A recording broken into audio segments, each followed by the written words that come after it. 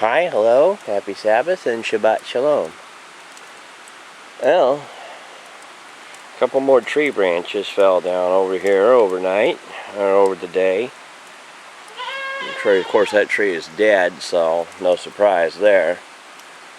The dogwoods over there are in pretty much full bloom now.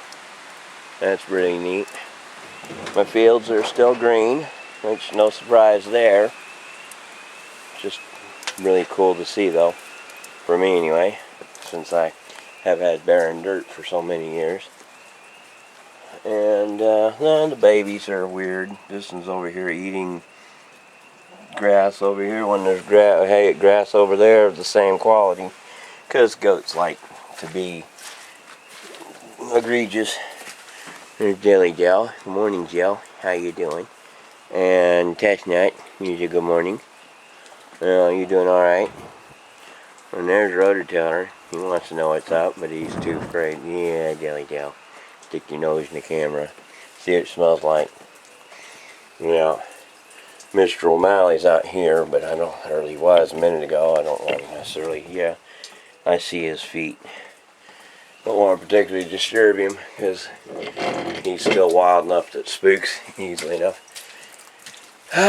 Tomorrow night, it's supposed to get cold down to 32 degrees, so I had to take these in for the night. And a couple fairly pretty strawberries on them that should be ripe by tomorrow, I hope.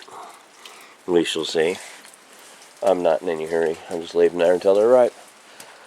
I don't see more branches down over here. Although I did see some vinyl siding that apparently got blown across the field over there. Now, as a Sabbath report, unfortunately there's not much change for me to report on. Really nothing happened this week other than a lot of rain, a little de-leavening, and these things are about to lose all their flowers because, well, they've bloomed, they've done their thing. Now there'll be seed pods all over them that'll create a weedy situation. But to recap the fact that nothing's happened over here, I suppose we can look and see how much soil's collapsed on the edges of the hole. Some of it's bound to have. Not real bad. Not real bad. It's tolerable.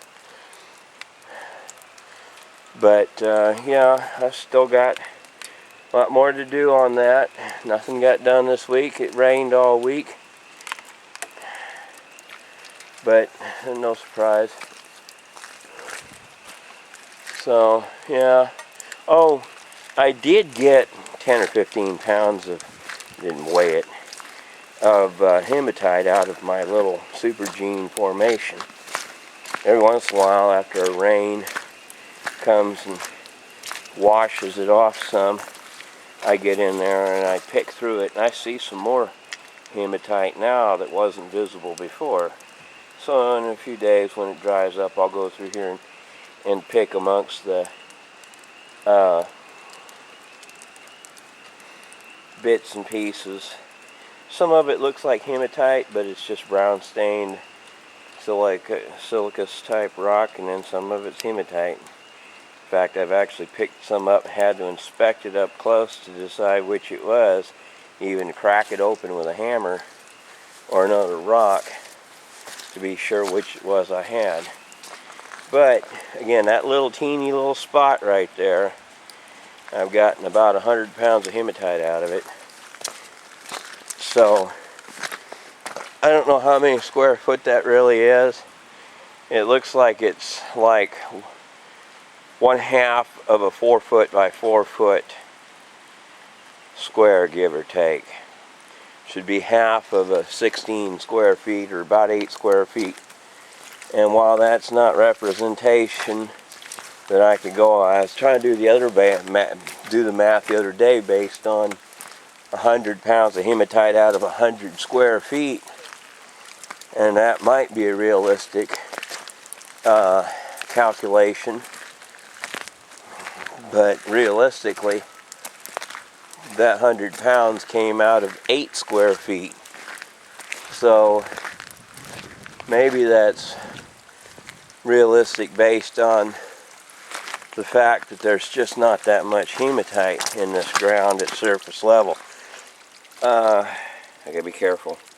I walk up here and then I remember there was one right here. So yeah, just checking to see if the gentians had grown very much in the last couple days. Yeah, not a lot, but some. Again, mysteriously the water coming off the high spots on the hill rather than the low spots.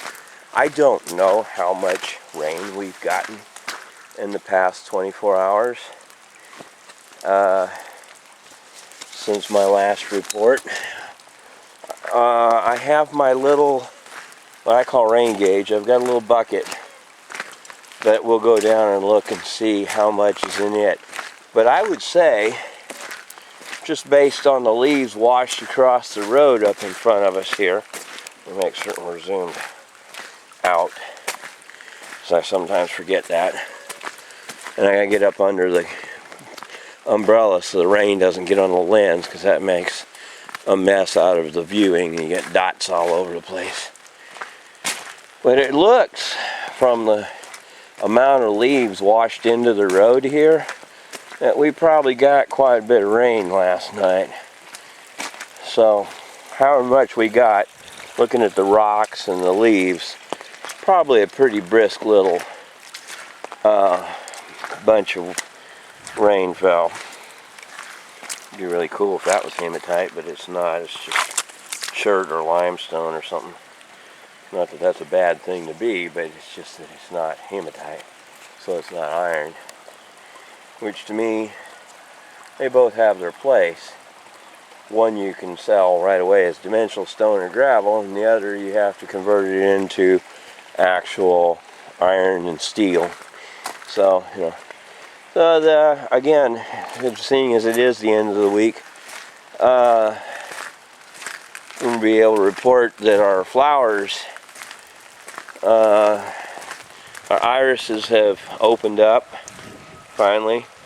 The first white iris was open and another one's about to open. I did a close-up of that yesterday. It'd be in the rain series.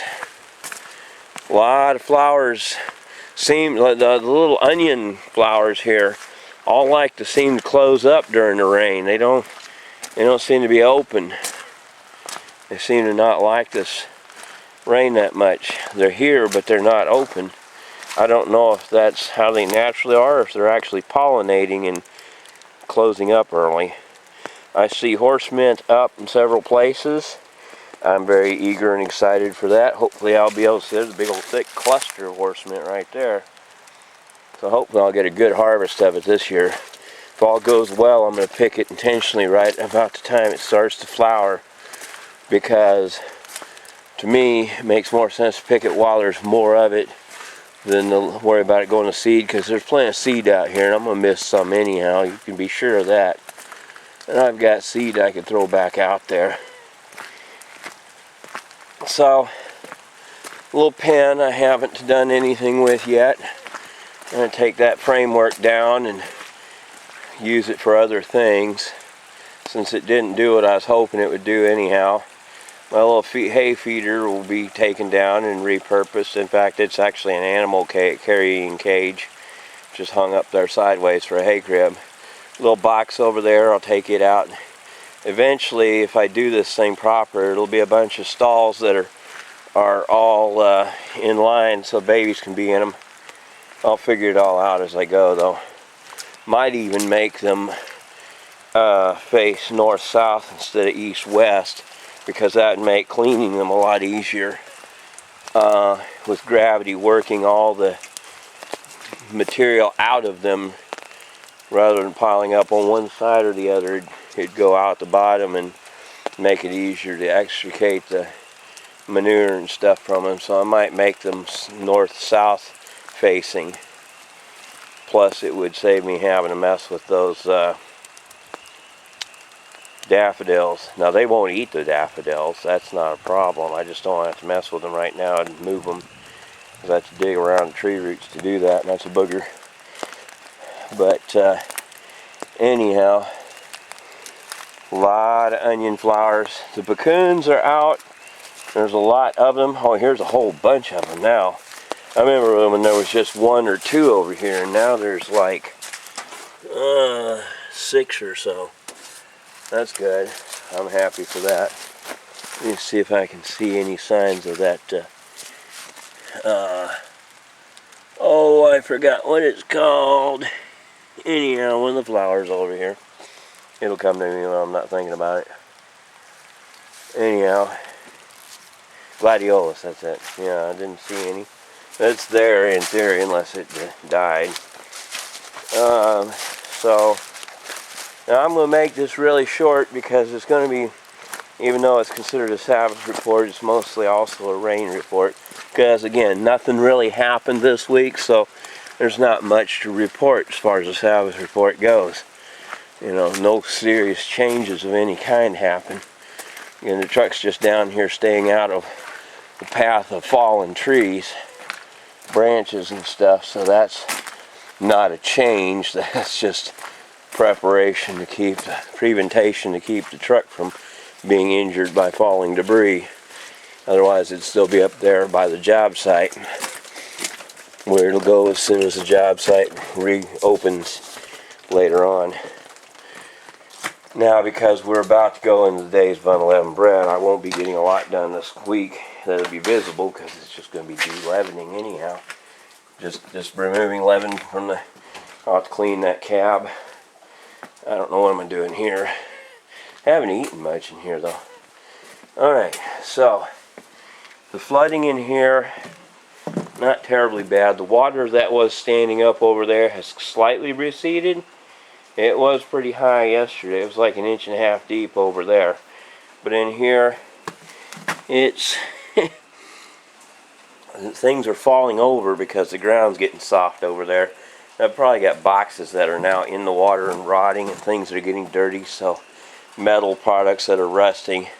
So I do need to hurry up and finish that so I can have dry surfaces for the material to stand on.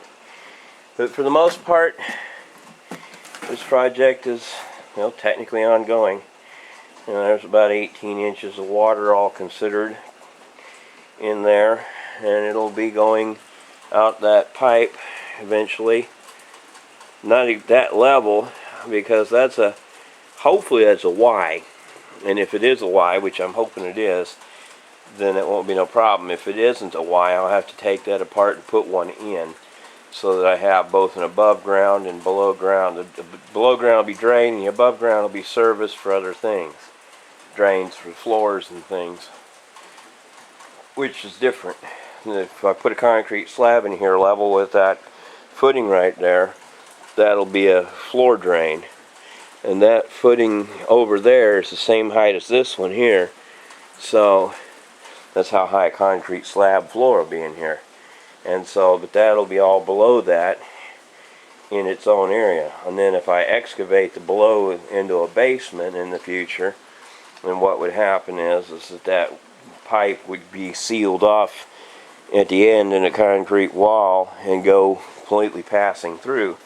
In which case, any perforated drain tile that was in here, if there were any, would have to be dropped out and replaced with non-perforated.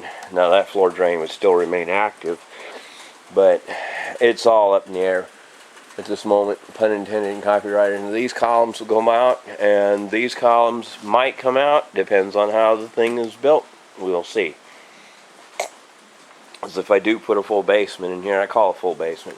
It'd be a partial basement technically, because it'd probably be just that far between here and there, not from here to the far wall.